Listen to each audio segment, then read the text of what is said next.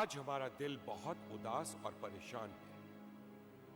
ना जाने क्यों हमें ऐसा लग रहा है हमारे प्रिय पुत्र और रानी पद्मावती पर बहुत भारी संकट आने वाला है। आप विश्वास क्यों नहीं करते महाराज? वो लोग अब इस संसार में नहीं है। उनकी मृत्यु हो चुकी है। मृत्यु 21 वर्ष बीत गए हैं उनकी मृत्यु हुए। आज अगर उनकी अस्थियां भी ढूंढी जाए तो भी नहीं मिलेंगी। माँ, आप उनके लिए अपशब्द मत निकालिए। पिताजी के जख्मों पर नमक मत लगाइए। आप कृपया करके यहाँ से चली जाइए।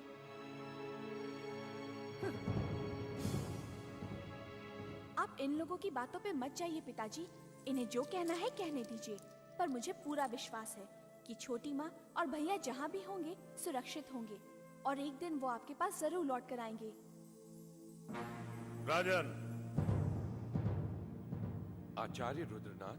हाँ, मैं बिना आज्ञा आपके कक्ष में आ गया क्योंकि समाचार ही कुछ ऐसा है। कैसा समाचार? अत्यंत अशुभ और अमंगल समाचार। मतलब आज आपके पुत्र के 21 वर्ष बाद संकेत मिले हैं। 21 वर्ष बाद आपका पुत्र अमावस की काली छाया की चपेट में आ चुका है। अब आपके विनाश की बारी है। बच सको तो बचो। अब आपका पुत्र आपके लिए संकट की आंधी बन के उठेगा। शांत हो जाइए आचार्य। आप तो हमारे बेटे के रूप को इस कदर पेश कर रहे हैं जैसे कि वो कोई हैवान हो। वो हैवान ही है राजन, हैवान। अब हम आपकी किसी बात पर विश्वास नहीं करेंगे। आप ही की वजह से हमने अपने निर्दोष पुत्र और प्रिय रानी को त्याग दिया, जिसके लिए आज तक हम अपने आप को माफ नहीं कर सकते। आज एक बार फिर आप हमें उत्तेजित करने चले आए ताकि हम अपने बेटे से घृणा करें। मानना न मानना आपकी इच्छा है राजन। मैं तो केवल आपको सावधान करने आया था। 21 साल पहले जो मैंने कहा था वो आज भी अटल है, सत्य है और आज भी मेरी भविष्यवाणी को कोई झुठला नहीं सकता। आचार्य महाराज, आज मैं आपसे पूछती हूँ, आप हमेशा अशुभ और अमंगल वाणी ही क्यों बताते हैं? आप कोई शुभ और मंगल समाचार क्यों नहीं देते? अपनी जीभा पर नियंत्रण रखो बेटी। विधि का विधान कोई नहीं बदल सकता। सत्य असत्य नहीं हो सकता। राजन, और मैं जो आपसे कहने आया हूं उसे ध्यान से सुनिए। इससे पहले कि आपके पुत्र की दानवीय शक्तियां आपके राज का विनाश कर दें, अपने पुत्र का अंत कर दो। अंत कर दो अपने पुत्र का राजन।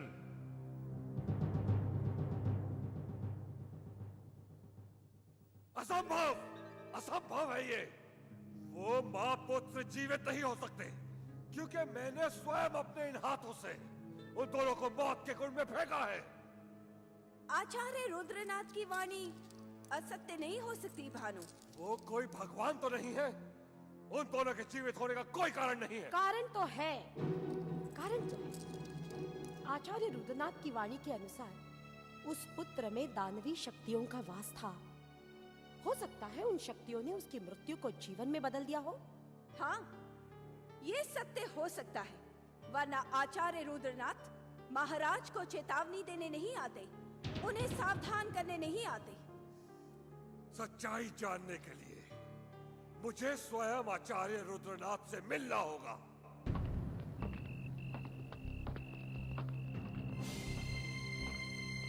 आओ कुंवर भानु प्रताप, आओ।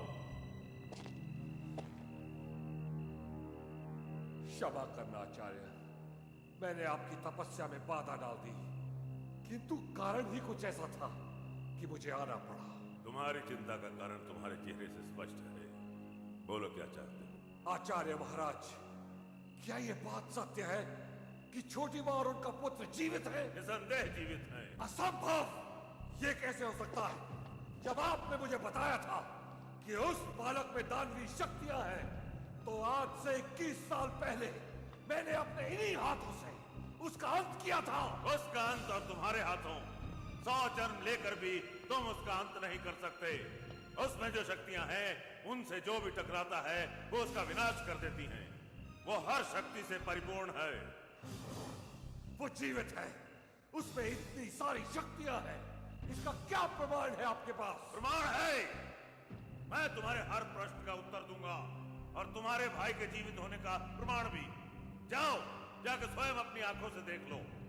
यहां से दक्षिण दिशा में 100 कोस की दूरी पर एक गांव है, माधोगढ़। वहां एक काली घाटी है।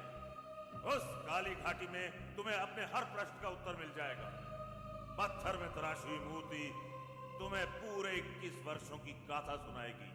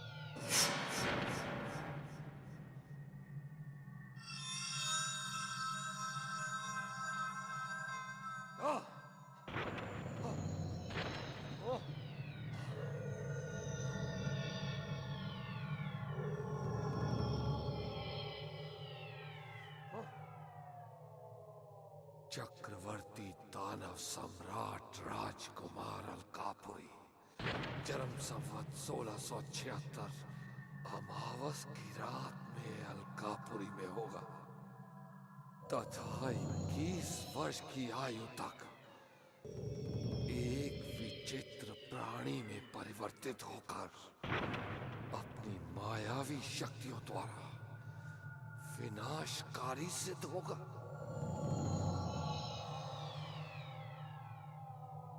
चक्रवर्ती दानव सम्राट राजकुमार अलकापुरी यानी कि मेरा सौतेला भाई। ये कैसे संभव हो सकता है? संभव है कुंवर, और यही तुम्हारे प्रश्नों का उत्तर भी। आचार्य महाराज आप? हाँ, मैं। कुंवर, किसी भ्रम और शंका में आने की आवश्यकता नहीं है। ये जो तुमने पढ़ा और देखा, यही परम सत्य है। और ये आज की बनाई हुई प्रतिमा नहीं है, और ना ही आज का लिखा हुआ है। 200 वर्ष पूर्व असुरी सम्राट ने मानव और मानवता के विरुद्ध अपने हस्ताक्षर अंकित किए हैं। ये तुम्हारा भाई मानव के रूप में एक दानव है। अगर ये सत्य है, यही सत्य है, तो इस सत्य का अंत होना चाहिए आचार्य महाराज। अवश्य हो जाना चाहिए, परंतु अब इसे समाप्त करना इतना सरल नहीं जितना तुम समझ रहे हो। भानु प्रताप के लिए कोई भी लक्ष्य असंभव नहीं है। तुम भूल रहे हो भानु प्रताप, इसे मारने की चेष्टा तुमने 21 वर्ष पूर्व भी की थी, परंतु परिणाम कुछ नहीं निकला। जिस पौधे को तुमने सोचा कि तुमने रौंद दिया है, कुचल दिया है, वो आज भी जीवित है, और अब वो पौधा बड़ा होकर एक महान वृक्ष बन चुका है जिसे तुम उखाड़ नहीं सकते। उखाड़ नहीं सकता, पर जड़ से काट तो सकता हूं।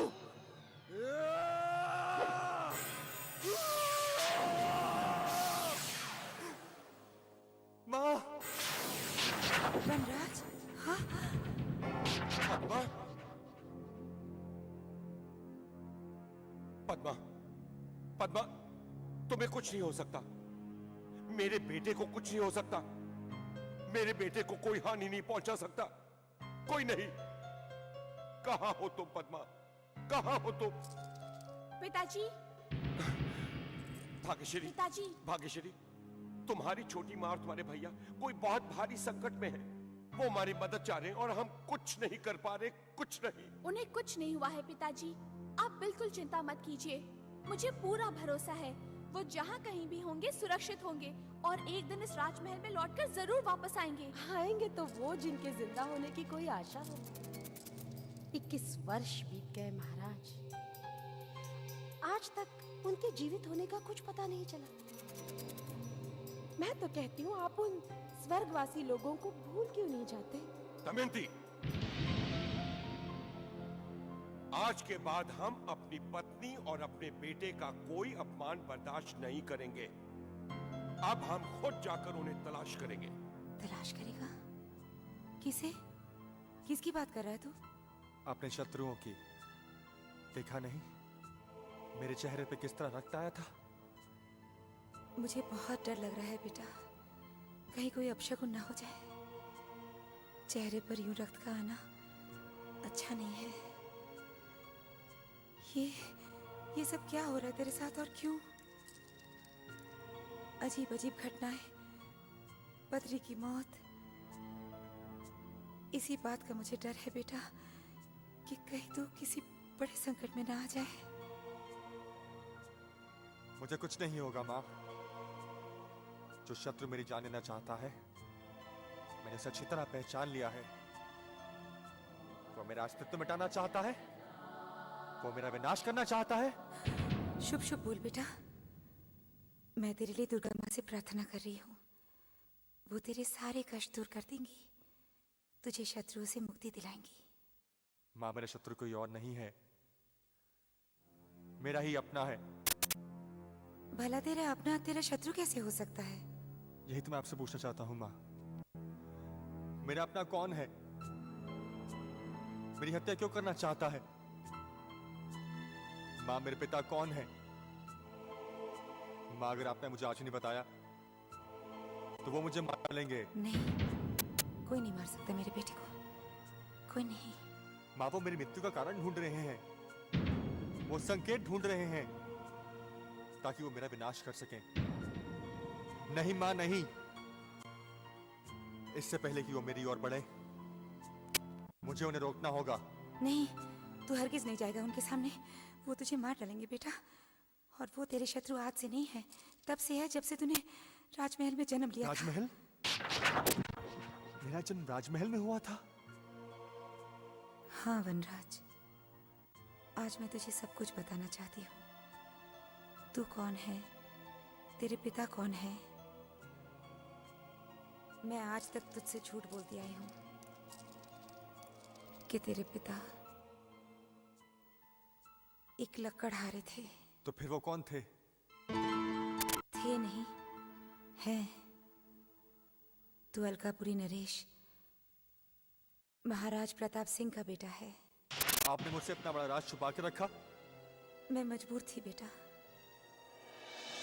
जो कष्ट मेरी माँ को मिला है, उसके लिए मैं महाराज प्रताप सिंह को कभी क्षमा नहीं करूंगा।